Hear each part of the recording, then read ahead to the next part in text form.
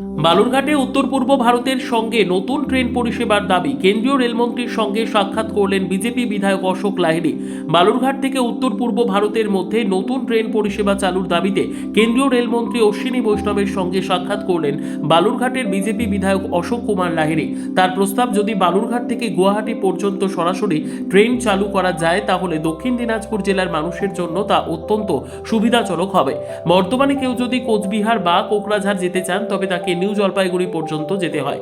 নতুন এই রেলপথ চালু হলে এই যোগাযোগ আরও সহজ হবে।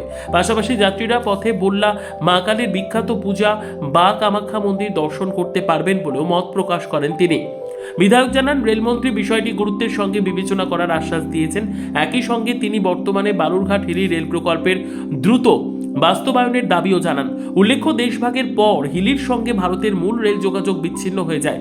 বর্তমানে হিলির একটি অংশ বাংলাদেশে পড়ায় সীমান্ত সংলগ্ন এই রেল প্রকল্প সম্পূর্ণ করা বিশেষ গুরুত্বপূর্ণ বলে মত প্রকাশ করেন তিনি। নমস্কার।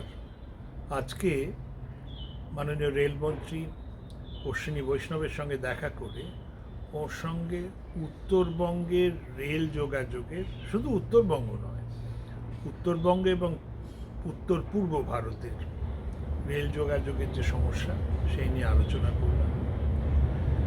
দেশ ভাগ হওয়ার পর অনেকটা রেল লাইন চলে গেছে, কিছুটা বাংলাদেশের মধ্যে, কিছুটা ভারতবর্ষে রয়ে গেছে। তার ফলে যোগাযোগের একটা সমস্যা হয়েছে। সেই সমস্যা ধীরে ধীরে আমাদের সমাধান করতে হবে।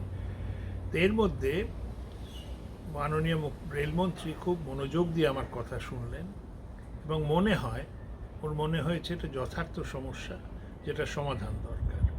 তো এটার মধ্যে একটা হচ্ছে, অন্যতম প্রধান হচ্ছে বালুরঘাট থেকে উত্তর পূর্ব ভারতে যাওয়ার একটা ট্রেন। তাতে কি সুবিধা হবে? এখন বালুরঘাট থেকে যদি কুচবিহার কিংবা আলিপুরদুয়ার যেতে হয়, কিংবা কোকরাঝড় যেতে হয়, কিংবা গৌহাটি যেতে হয়, তাহলে এক হয় মালদায় যেতে হবে, কিংবা নিউ জলপাইগুড়িতে গিয়ে ট্রেন চেঞ্জ করতে হবে। তো আমার বক্তব্য ছিল, একটা ট্রেন উনি চালু করুন, তাতে সমস্যার সমাধান হবে। মাননীয় রেলমন্ত্রী ওইটাকে সম্যকভাবে বিবেচনা করবেন জানিয়েছেন। এবং আমি একথাও বলেছি যে এর একটা, যেটা বলে না, সাইড বেনিফিট, সেটা হবে যে বল্লা, যেটা দক্ষিণ দিনাজপুরে ভীষণভাবে অনেকের কাছে খুব একটা শ্রদ্ধার জায়গা, মা বল্লার পুজো হয়, আর ওইদিকে আমাদের মা কামাখ্যা তো রয়েছে। এই ট্রেন চালু হলে বল্লা এবং কামাখ্যা একটা যোগসূত্র হবে। ধন্যবাদ, নমস্কার। ব্যুরো রিপোর্ট, উত্তর বাংলা সংবাদ।